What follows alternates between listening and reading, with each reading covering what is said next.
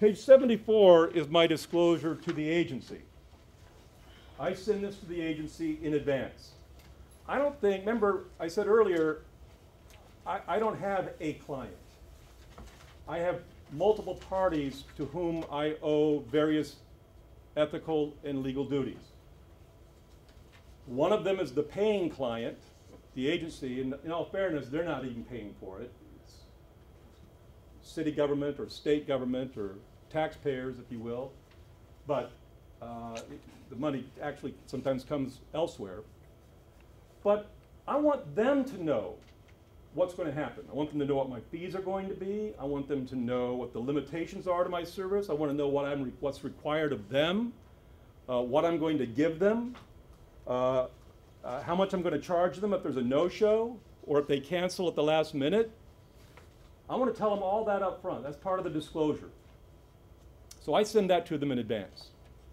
That way, when I send them a bill for that person who walks into my office and says, informed consent, my attorney told me not to fill it out, not to sign it, and I go, hey, perfectly fine, see ya. Take it up with your employer, it's perfectly fine with me if you don't sign it. No skin off my nose.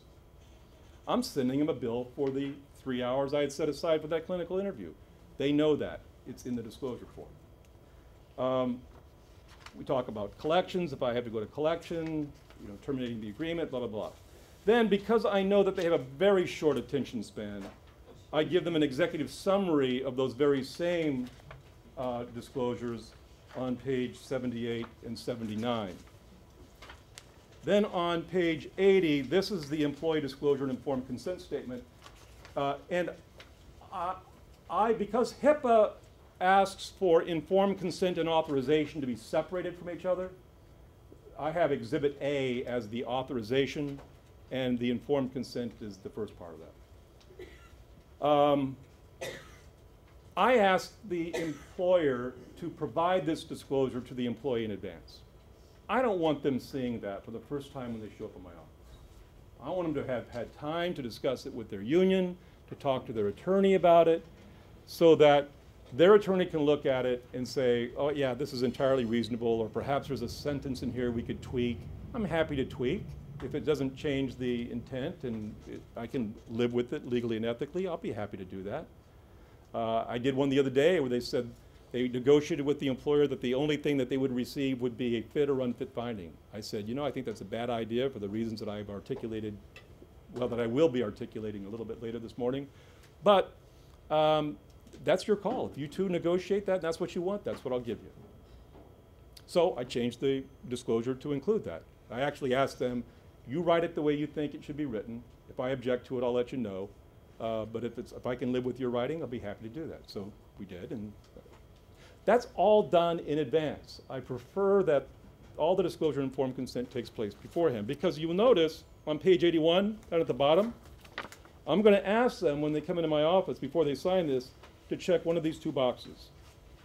I require additional time to consult with my attorney or other advisor. Initial here and check this box. Or alternatively, I have read, understand, and agree to the terms of the informed consent statement, and they sign it. And this is before they get there. This is going to be signed when they get to my office. I want them to have had a time to read this before. So when they get to my office, if they feel they need more time in order to consult with their attorney, absolutely go do so. But you've blocked out 3 hours.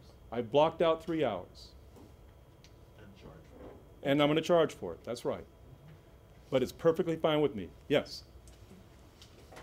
When my agencies call for a fitness for duty, they want it yesterday.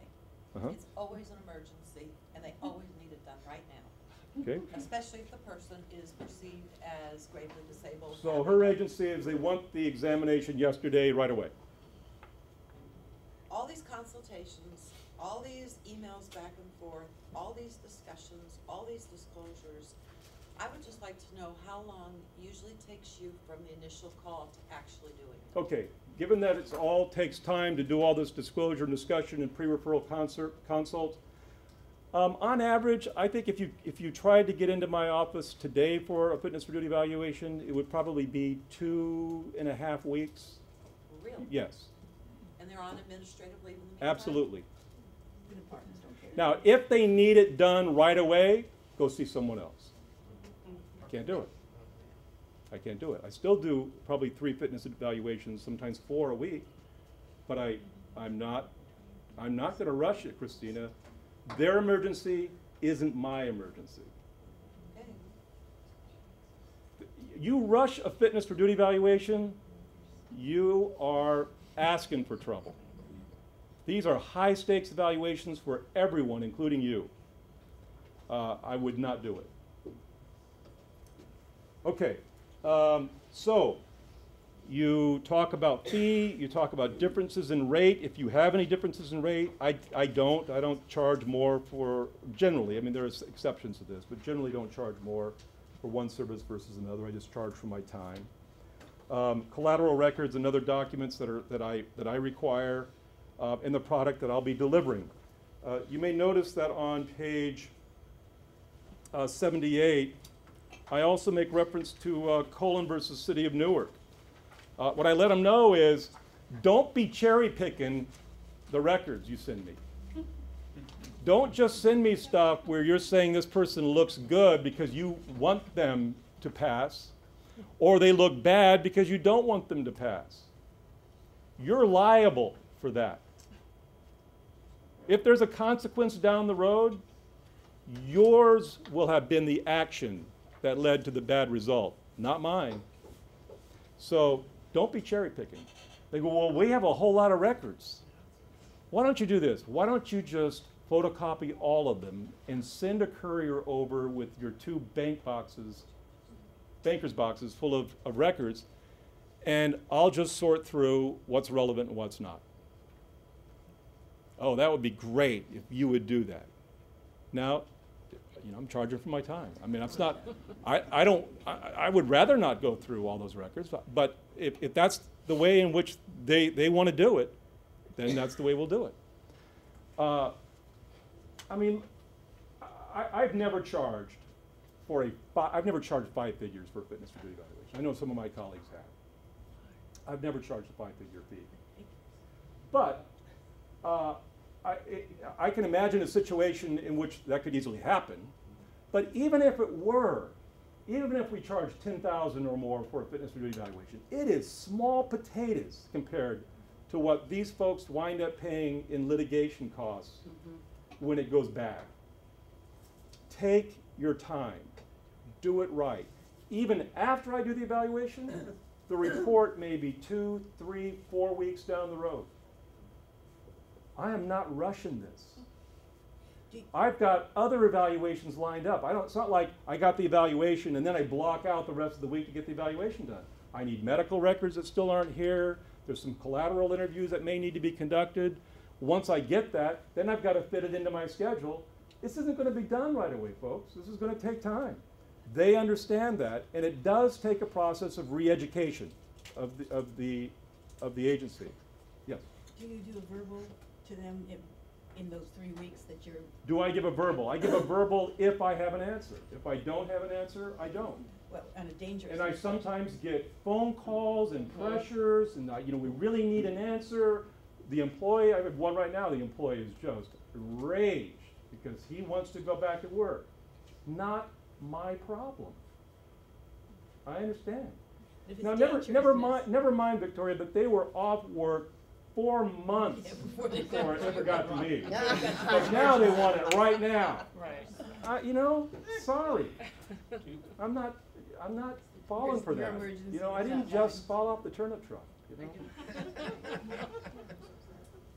I'll read this in depth, but do you try to get in some indemnification or pass on legal costs to your No, client? no. I don't try to ask the question if I try to get indemnification or pass on legal costs. No, that's the cost of doing business. Okay. And that's what Yes. you're billing for, part of what you're billing. Yes. No, I was. No, okay. Now, what I think you should absolutely never do is ask the examinee to waive a civil suit against you. I believe that that's wrong.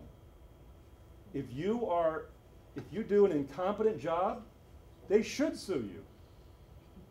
If you don't, you're protected. That's why you have malpractice insurance. But to deprive them of the opportunity to seek redress, regress if there was in fact a violation, I just think in advance, how can you waive like, It probably waive a suit wouldn't what you hold don't up know? anyway. I just think that that's wrong, and in some states, it's illegal.